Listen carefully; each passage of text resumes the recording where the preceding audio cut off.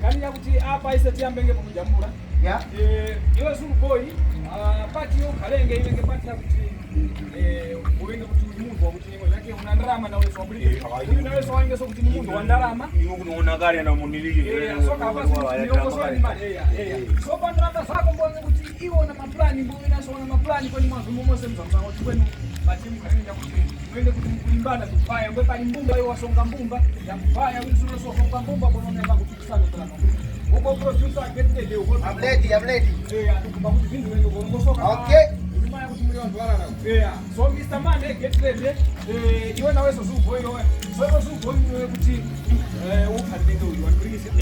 Wewe kuti aiseni nusonga mbumba iwe sona songa kuti nusonga mbumba. Ine kimuntu wakubaya kuti nusonga mbumba akachaka so yambe ndio swacheto. Action. Ina say. Ine musonga wanakazi wanakwenda na makalimono ndio tunakwenda na njinga pasi ya wala. Mr. Man tie action now. So kuna message makazi tukitafuta mama simba kazi wote kazi. Amene mafusi raine. Odi action Mr. Man uko sika volume Mr. Man. Yeah. Muni pesa sikimo ndikuandika mimi. Uya mango fusira kazi kuti ndaraga ndira kwa maswali damu nao. Kazi woda ndipa banje simba. Sipo ya. Koma akaza akaro kongora ngati ati ngati amenera. Akaza akaro kongora ngati amenera. Action.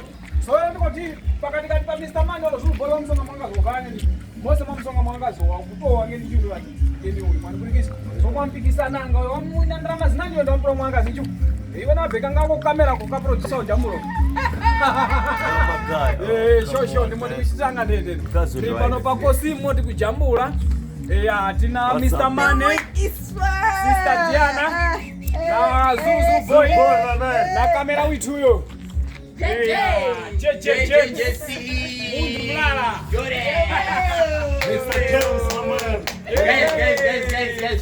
Kazani latest inaikuza comedy Mr. Zulu boy and my guys Kazani kuza sono hapo kuku yaipo yoya kuku yapo okay jambrika ya ina jambrika wadi kiwa yapendanga James